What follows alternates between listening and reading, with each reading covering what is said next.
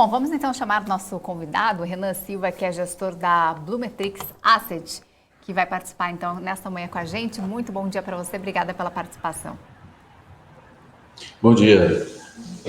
Eu que agradeço o convite, sempre é uma satisfação estar com vocês aí, Isa, Felipe. Obrigada. Bom, eu queria começar falando da ata do Fed, né, que foi divulgada ontem. Os investidores estavam aí muito na expectativa aí sobre a ata do Fed. A gente viu todo o movimento nos mercados após o documento.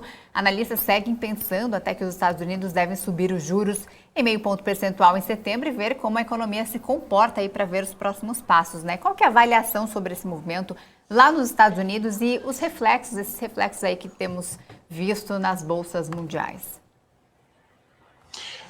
O mercado realmente um pouco mais otimista, com um tom, né, da ata do Federal Reserve. Contudo, assim, eu faço uma ressalva que ainda é bastante desafiador ali você atuar em cima ali da política monetária no sentido de controle inflacionário. A inflação realmente ela permanece persistente, né, resistente nos Estados Unidos, né? Você também ainda tem algumas pressões ali. É claro que você teve algum arrefecimento, por exemplo, no setor manufatureiro, né? Quer dizer, você sente ali uma certa retração. Também a gente percebe uma redução, né, no consumo das famílias, tá? Que também é um fator né, de desaceleração importante. Agora, essa questão do setor manufatureiro, por exemplo, a gente observa que há uma rotação do consumo, né? Quer dizer, esse setor foi mais privilegiado ali ou menos afetado no período da pandemia, tá? E agora há uma rotação do consumo em direção ao setor de serviços, né? Contudo, parece que é uma janela ali de curto prazo. Você tem ali já uma recessão técnica registrada, né, nos últimos nos 2 trimestres, e aí a gente avilta ali que haverá vamos dizer assim, uma parcimônia com relação aos juros, e isso dá uma animada no mercado. Mas a gente percebe que mais à frente essa situação ela pode mudar, tá? Porque a gente ainda acha que a inflação ainda é bastante resistente, existe muita liquidez ainda no mercado, tem muito dinheiro ainda para tirar, para enxugar, e eu acho que é um movimento, assim, uma janela de curto prazo, e mais à frente, de 2023, por exemplo, a gente pode ver um aperto um pouco mais intenso. Ô Renan, ainda nesse sentido de inflação, né, que a gente sabe, você muito bem comentou aí, segue sendo um ponto bastante sensível em todo mundo, lá nos Estados Unidos também. A gente vê, né, essa movimentação do Fed, mas também vê uma outra movimentação do governo dos Estados Unidos, com a liberação de estoques do petróleo, com também algumas questões ali de recursos, né, de pacotes milionários, bilionários ali para fazer, né, algum tipo de estímulo maior ainda à economia. Queria saber como que isso pode impactar na inflação, essa questão do petróleo, né, que segue bastante em alta. Sim. Não só lá nos Estados Unidos, aqui no Brasil a gente vê que o petróleo acaba sendo um grande vilão ali da inflação. Como que essa situação pode trazer consequências, né, no médio, no longo prazo? Você vê essa questão do petróleo ainda como um tema central nessa discussão? Eu acredito que sim, existe sim uma dependência do petróleo, a commodity está num patamar elevado, mesmo tendo arrefecido nos últimos 2 meses, mas ainda encontra-se num patamar bastante elevado. Isso incomoda, realmente bastante dificulta o controle inflacionário, e o que eu percebo é que os agentes estão ali numa artilharia pesada, né? Tudo é válido no sentido de arrefecer a inflação, e evitar um choque de juros mais intenso, talvez. Então, eu acho que há um esforço real nesse sentido. Até a gente observa agora, né, uma tentativa de renegociação com o Irã, né, para que se aumente a oferta, né, do petróleo. Ainda é claro que é uma negociação incipiente, mas fica bastante claro ali a intenção de tentar reduzir o preço e, consequentemente, que isso possa contribuir para o controle inflacionário, então, que não fique tão dependente apenas da política monetária, né? E falando em inflação, nessa semana vieram dados muito fortes ali na zona do euro, recorde atrás de recorde ali, preços nas máximas históricas. Como que você está vendo esse movimento no velho continente? E a atuação do Banco Central Europeu sobre a política monetária está atrasada ou está no tempo, na sua opinião? Eu acredito que encontra-se atrasado, está atrasado a resposta da política monetária, mas a Europa, eu acho que é um case um pouquinho diferente, porque a gente, na minha visão, existe um problema estrutural, né, ali na condução da política monetária na Europa, na concepção do euro, né? Você tem as políticas monetárias unificadas e você tem as políticas fiscais individualizadas, né? Então, isso aí representa um risco adicional, principalmente nesse momento de crise. Vou dar um exemplo, por exemplo, você tem, em termos fiscais, você tem ali os dois extremos, né? Por exemplo, a dívida bruta, PIB da Grécia, por exemplo, beira aos 193%, né? E da Alemanha, 69%. Ali você tem ainda alguns outros problemas, por exemplo, a Itália são 150% do PIB e a França, se eu não me engano, 112%.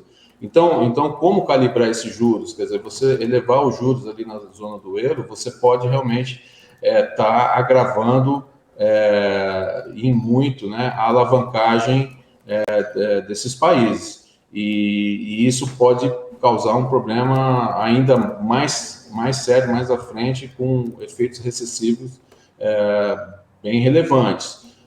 Então, eu acho que eles estão tentando alguma solução à parte, e por isso se justifica o atraso, na minha visão, porque você tem essa descalibragem, você tem essa falta de sintonia entre política monetária e política fiscal. Renan,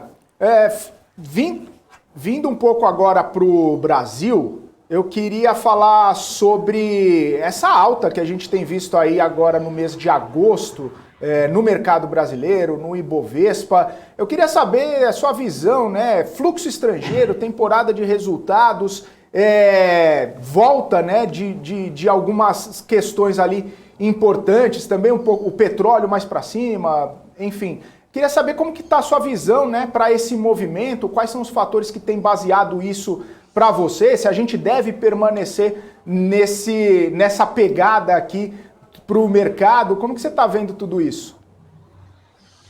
Olha, eu acho que o que prevaleceu realmente é o fato de que a Bolsa encontra-se bastante descontada, tá? Tanto em termos de PL, tá?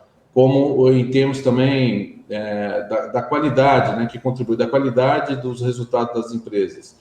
Então, por exemplo, se a gente comparar um exemplo do lado de resiliência das empresas, né? Se a gente comparar a dívida EBITDA, por exemplo, de 2016, que foi a última recessão antes da pandemia, com a condição agora, com a alavancagem das empresas agora, hoje as condições são muito melhores, tá? Então, você tinha uma média de endividamento EBITDA em 2016 na faixa de 3,7, 4 vezes, que bastante, assim, vamos dizer assim, né, assim, bem ruim, né? E agora você tem alguma coisa em torno de 1,2, tá? Eu estou falando das principais empresas ali listadas na Bolsa. Então as empresas estão com estrutura de capital bem melhor, né? Que eu atribuo isso realmente a agilidade, né, das empresas, governança, enfim, né? Muitas empresas passaram bem aí pela pandemia, fazendo ajustes importantes. E passando muito bem. Então, quando você olha preço, né, com relação a lucro, né, e as condições da estrutura de capital, você tem uma bolsa bastante atrativa, e eu acho que prevaleceu isso. E em tempos também de recessão, dificuldade, é natural que os gestores busquem janelas de oportunidade também. Tá? Então, agora você tem uma janela clara de curto prazo, né? E Brasil, você tem os dois lados, você tem os juros reais, né, muito elevados, ofertando um prêmio excepcional também no curto prazo, e também uma bolsa bem descontada. Então, é um momento também, levando para o campo prático, onde os gestores, você falou de fluxo de capital externo, né? Então, onde os gestores do mundo inteiro também acabam olhando para o lado e ver, poxa, onde é que eu posso tirar algum resultado? É a hora de eu recuperar né, esse período difícil que nós passamos. Então, eu acredito que prevaleceu, a gente estava trabalhando ali na mínima do ano, antes dessa sequência de altas, que veio ali, né, em meados de julho para cá. Também a gente tem que, em geral, a aversão ao risco também, tanto no Brasil quanto no exterior, também melhorou bastante. Aqui, internamente, você tem a confiança do consumidor e a confiança também do investidor também em alta, e com isso acho que gerou um ponto de atratividade importante que segue. Eu acredito que esse semestre deve seguir nessa linha, tá? Porque agora a gente tem os estímulos, né, na economia, e isso quer dizer que as empresas devem vender mais e devem, consequentemente, oferirem mais lucros nessa mesma linha, e depois a gente tem que reavaliar, porque aí você pode ter uma condição de risco soberano um pouco diferente lá em 2023. Mas no momento é um momento realmente de fazer resultados, de pegar essa janela de oportunidade, uma vez que realmente a bolsa estava extremamente descontada. Renan, e aí nessa perspectiva, né, você falou da atratividade, do cenário bom até para os investidores montarem posição, mas a gente tem daqui poucos dias, praticamente, né, em outubro, a eleição, né, que sempre acaba trazendo algum tipo de movimentação para o mercado, né? Historicamente a gente vê movimentações, né, oscilações, volatilidade. Você acha que a gente pode sofrer algum tipo de volatilidade um pouco maior aí em virtude dessa eleição e aí acabar até ampliando, né, essa janela de oportunidade, já que você mostrou que o cenário tá bacana aí para os investidores?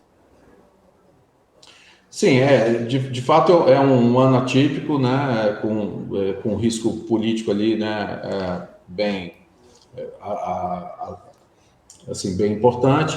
E o que eu vejo é o seguinte, Felipe, você vê que o mercado, na minha visão, ele está muito calmo em relação ao evento, né? Você tem muito claramente, né, um candidato que acena ali mais pró-mercado, né? Há controvérsias, mas acena mais em direção ao pró-mercado, e outro mais pró-estado, né? É claro que agora, eu acho o seguinte, depois de tantas perdas, se a gente reparar, por exemplo, né, como os fundos de ações sofreram, por exemplo, com a aversão ao risco, não só em relação aos fundamentos, mas também tem essa questão do comportamento, né? Você tem ali o emocional do investidor, e você teve saques muito intensos durante os últimos 2 anos. Então, eu vejo as pessoas tentando recuperar né, ali a rentabilidade, né, fazendo resultado e esquecendo um pouco esse lado político. Até porque, por exemplo, o presidente que for eleito agora, por exemplo, ele não assume agora imediatamente. E você tem um resultado das empresas a ser capturado aí até dezembro desse ano, né, talvez até um pouco mais. Então, eu vejo assim,